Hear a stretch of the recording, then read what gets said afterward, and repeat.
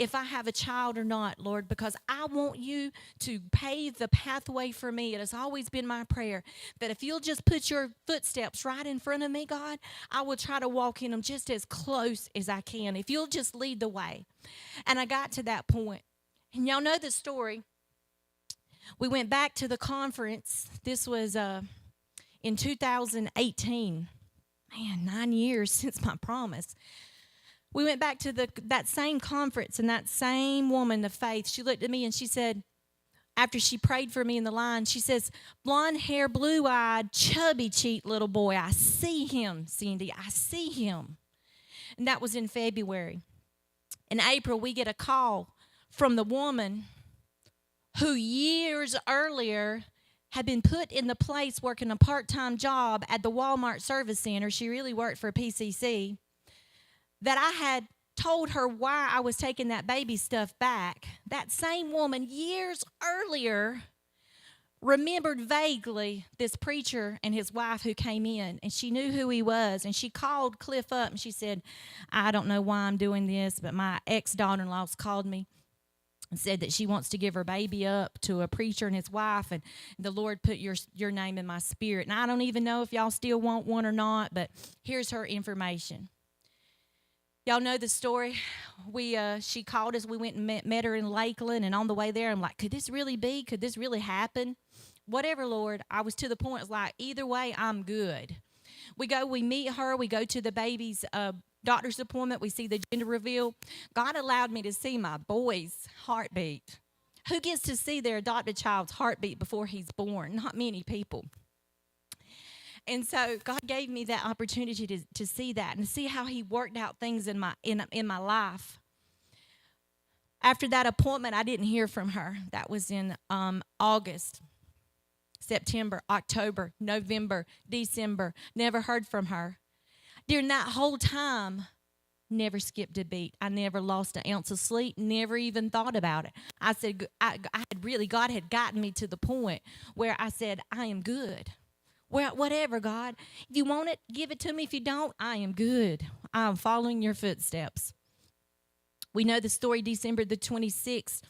She messaged us on Messenger. I don't even know if you still want to or not, but I really want to do this. And God began to work out so much stuff. I can't even begin to explain the things that he worked out in our life. She wanted to go see Dr. Goldberg, and Dr. Goldberg would not take her. And the hospital in Douglas said that you're not going to be able to see the baby. You know, you might could see it, but you can't hold it when it's born. She's going to have to leave the hospital, even with lawyer papers. You're going to have to go across the street because of liability issues, and y'all have to transfer the vehicles for that. She walks into Dr. Amin's office, and she gets an appointment immediately. Dr. Amin, of course, had the Osceola Hospital at that time.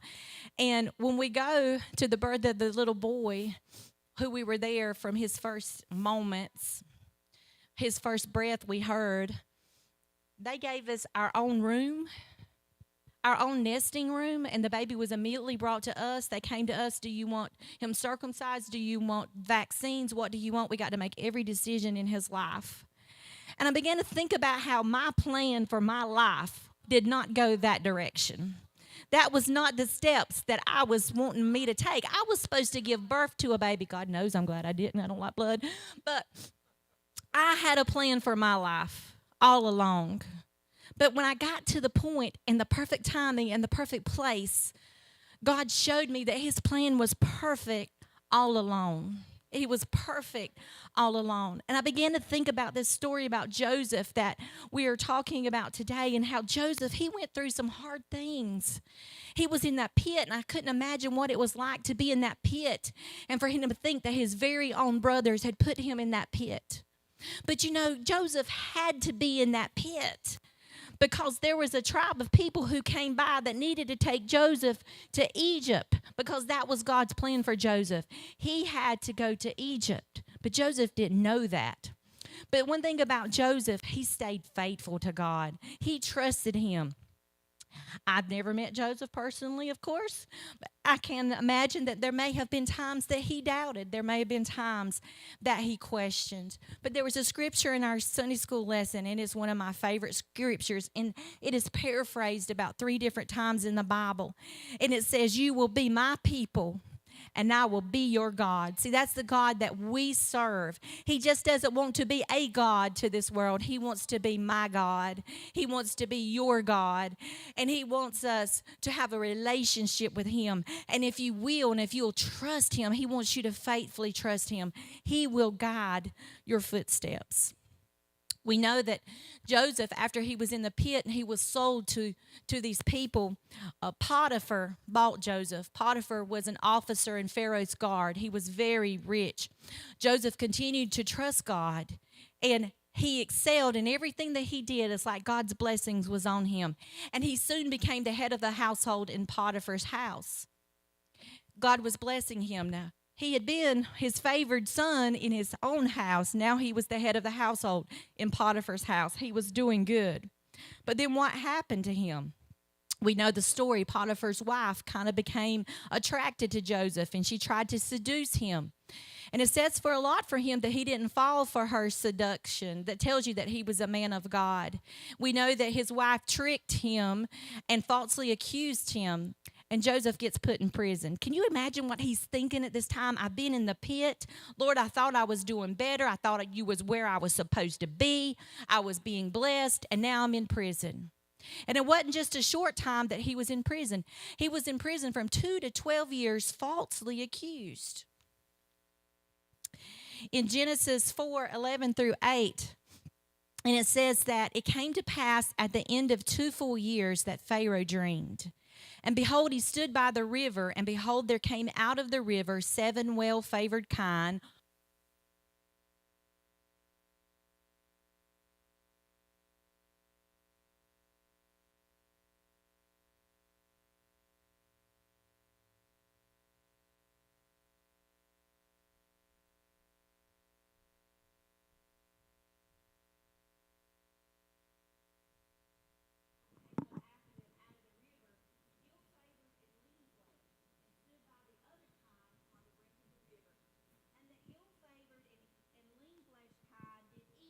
the 7 well-favored and fat kind. Thank you. And Pharaoh awoke. So he dreams about these cows, and he sees these 7 fat cows and these 7 skinny cows, and the skinny cows eat up the fat cow. And then he fell back asleep, and he dreamed this dream. In verse 5, he said he slept, and he dreamed the second time. And behold, 7 ears of corn came up upon one stalk, rank and good. And behold, 7 thin ears, and blasted with the east wind, sprung up after them. And the 7 thin ears devoured the 7 rank and full ears. And Pharaoh awoke, and behold, it was a dream. And it came to pass in the morning that his spirit was troubled.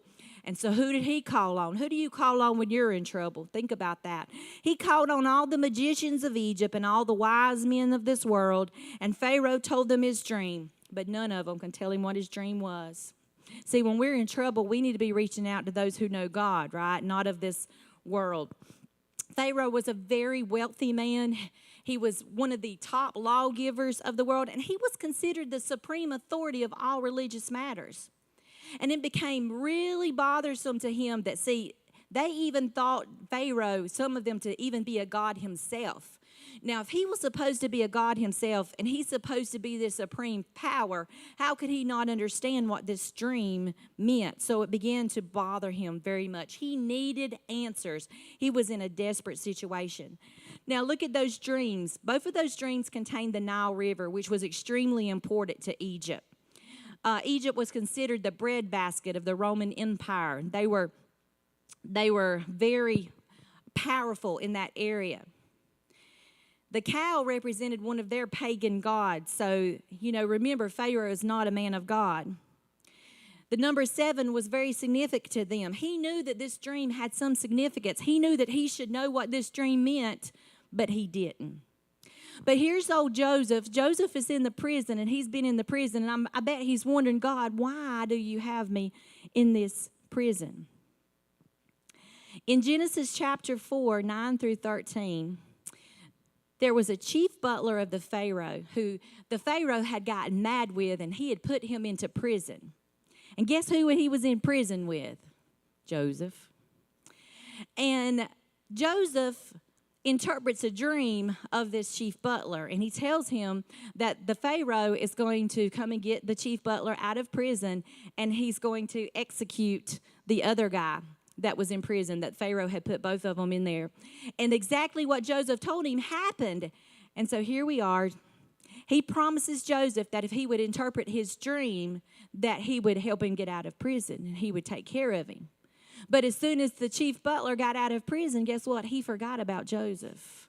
And Joseph was sitting there for 2 more years in prison. He said, now, Lord, you brought me out of the pit. You took me to the Potiphar's house. You put me head of household. Now I'm back in a prison. This is not where I'm supposed to be.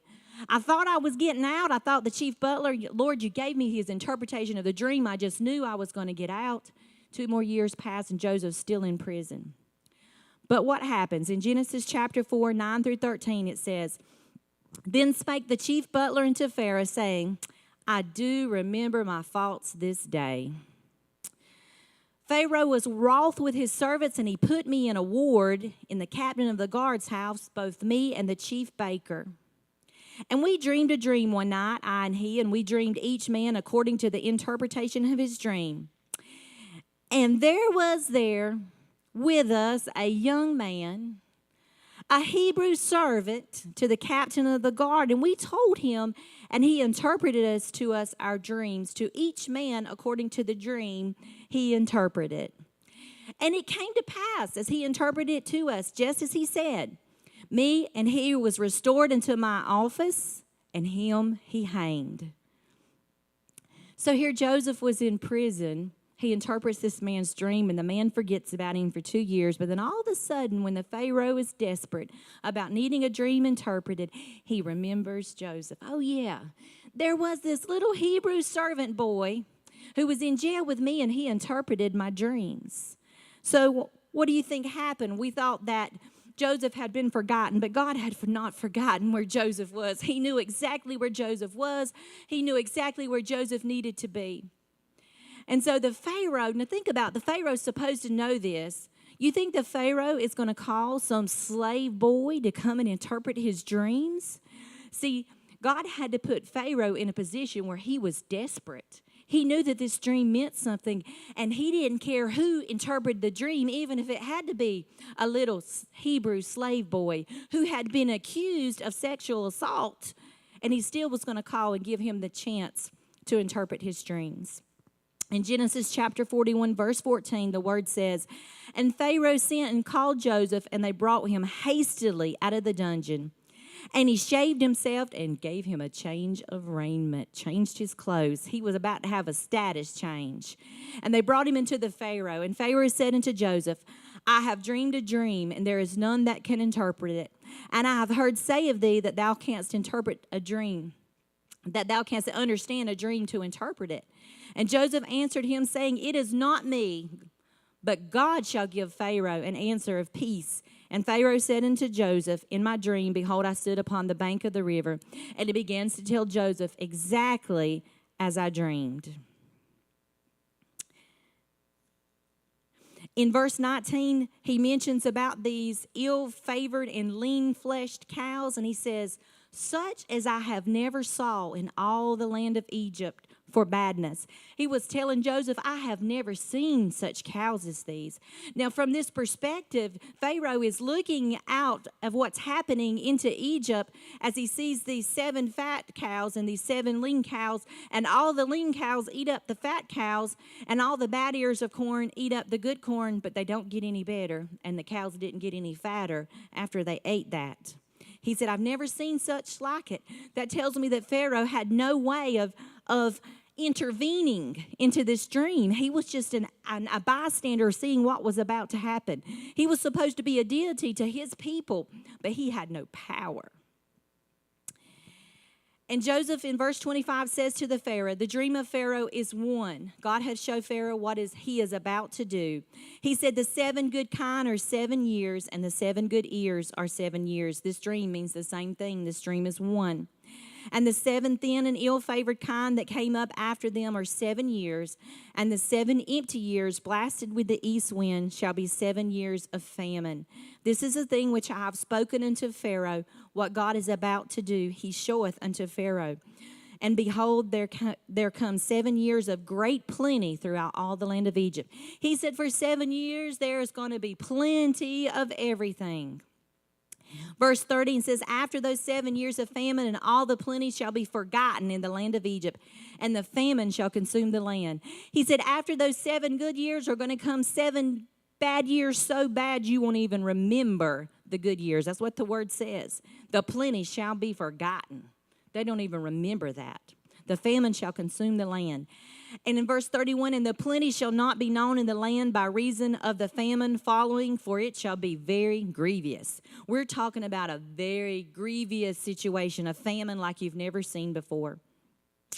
And for that dream was doubled unto Pharaoh twice, telling me how important it was. It's because that this thing is established by God. God wanted the Pharaoh to know, I have given you 2 dreams very similar because this is going to come to pass. And it says, and God will shortly bring it to pass. Man, as Pharaoh watched Joseph, and if you read in the word, it says that Joseph spoke with confidence. He didn't have to flip no cards or look at some magician things. He was being given the word by God, and he didn't doubt that. Now remember, Joseph had to have some confidence and some trust in God to do that, because he knew that if this did not come to pass, what do you think was going to happen to Joseph? Joseph would be killed if his dream did not come to pass and he had lied to the Pharaoh. But Joseph knew without a shadow of a doubt that God had sent him to interpret that dream. It said every fat, rich, and prosperous thing would be devoured by lean, withered, and sickly things. Egypt was about to be in crisis, but God was sending preparations that were needed to be made without delay. This Joseph, he spoke without fear and with God-giving authority. And he told the Pharaoh that he was to appoint supervisors to, in those years of plenty, that they were to go and gain 20% of every harvest that came in, and they were to store it up in each of the good years so that when the famine come, that they would have grains and stuff to eat.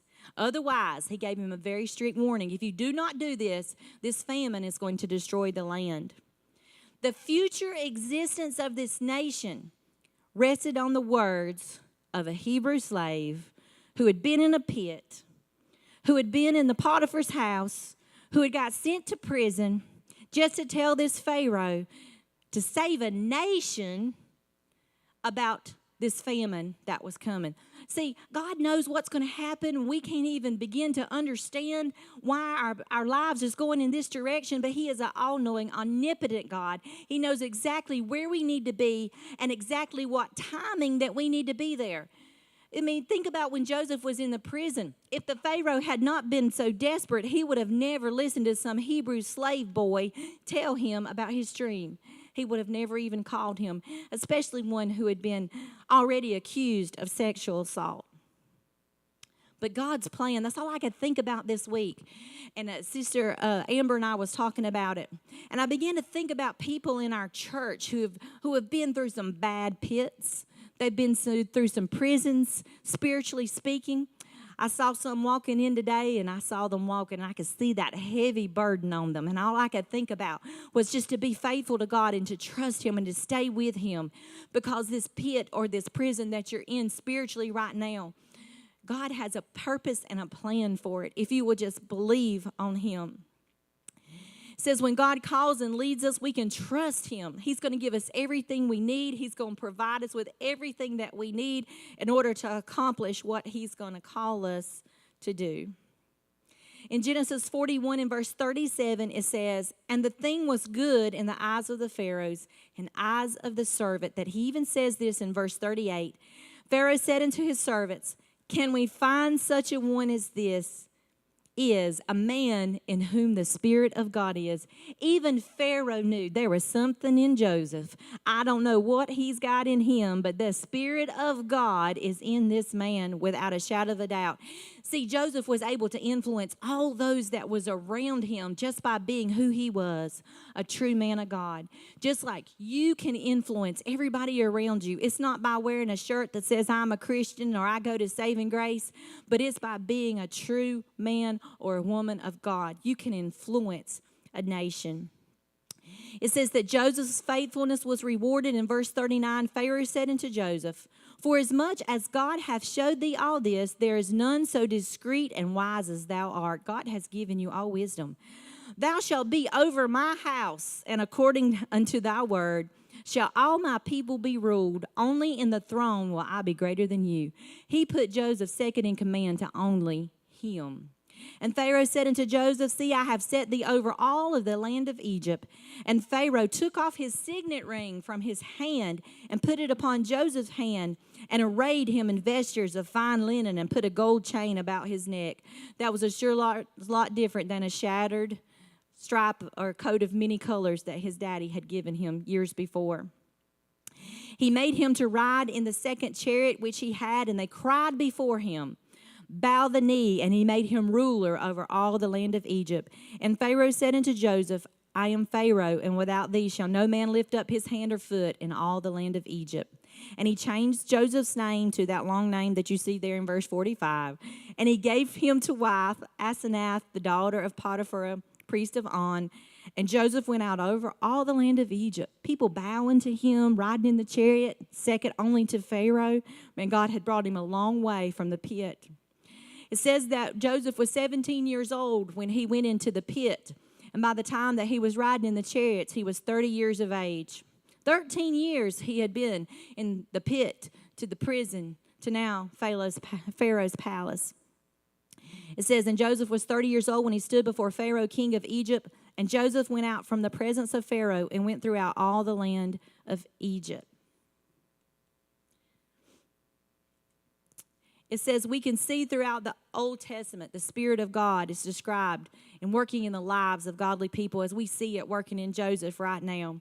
But we can take heed too in verse Joel. It says in verse chapter 2 of Joel, verse 28 and 29, it shall come to pass afterward that I will pour out my Spirit upon all flesh, that's you and I, and all your sons and your daughters shall prophesy, and your old men shall dream dreams, and your young men shall see visions. And also upon the servants and upon the handmaids in those days will I pour out my Spirit. That's his promise to us. And just like he gave me that promise of that little blonde-haired, blue-eyed, chubby-cheeked little boy, which if you see his pictures, that's exactly what he looked like. He was the chunkiest, blue-eyed, blonde-haired little boy you would ever see. My promise, he's given that promise that he's going to pour out his blessings on you. Pharaoh blessed him mightily. So I want to ask you a question today. How do we show the world that God works within us? How do we show that? How do you show that God works within us? Not by wearing a t-shirt, not by coming and sitting on the church pew, but how you act. And you know, not just how you act, which is good too, but how you react in response to things too, right? When trials come your way, or oh God, I can't make it. No, I'm not going to be able to do it. We just keep walking. And you keep marching, and you keep walking. And people see that. When they see, they know, like, I knew that person walking down that hallway this morning, I knew they were going through it. And I could almost see spiritually the load that was on there, but they were walking. Going to teach Sunday school class. I'm still working. I'm still walking. That said a word. Just walked in, but you could see the battle that they were going in. But faithfully going to do God's work. I got to teach Sunday school. I got to go do it. That's why we can make an impact around those that was around us. In Genesis 41, it goes on and it tells us that indeed what Joseph said came to pass. And the years were plenty, and they harvested everything. And in verse 49 it said, Joseph gathered corn as the sands of the sea very much until he left numbering, for it was outnumbered. When God said he was going to pour out those blessings in those 7 years, he poured it out without number. They just stopped counting. I can't even keep up with it, God. But he did what God said, and he stored up that. It said in verse 50, during that famine, Joseph was born 2 sons to the wife that Pharaoh had given him. And you know what he did? He named those sons after God, after his true God. for his blessings. So Joseph called the name of the firstborn Manasseh, for God said, he hath made me forget all my toil. Lord, you have put me in the Pharaoh's palace. I have forgotten all my affliction. But Lord, I don't forget who brought me out of my affliction. And he names his son Manasseh because he remembered. And then the name of the second was Ephraim, for God hath caused him to be fruitful in the land of my affliction. That's the God that we serve, that he will cause you to be blessed in a famine. He will cause you to be blessed in your affliction. But see, Joseph remained faithful to the God that he had served since he was a little boy. He said, I know that God personally. I have a relationship with him, and I honor him with the birth of my sons. Exactly what happened, Joseph said was going to happen, happened after that. And there became a famine so great that other countries had to come to Egypt to get grain. So Joseph, obeying God, didn't just affect his household. It just didn't affect the country that he come from, which it will affect in a little bit. It affected Egypt that he was residing in and all the nations that touched Egypt. A little Hebrew boy who was faithful to God, who just said, God, wherever you want to put me, if you put me in a pit, if you put me in a prison, if you put me in the palace, you're still my God, and I'm going to trust you. And that's exactly what Joseph did. And because of that, he was able to influence nations. So my thing to you this morning that I want you to take from this is don't look at where you are. I tell people all the time, don't look at a chapter in my life story. Because my chapter don't end there, because God's writing this story. If you'll let God be the author of your life and write your story, he'll write it exactly how it needs to be. He knows what chapters you got to go through. But during those bad chapters, during those lean years, during those famine times, God will bless you in your afflictions. He will bless you in your famines. That is a God that we serve, if we be faithful to him. So this morning, I want you to trust him. Trust him when you're in the pit. Trust him when you're in the prison, and you trust him within your palace. Because regardless, I know I got my palace waiting for me anyway, right? That's the God we serve. Thank y'all this morning.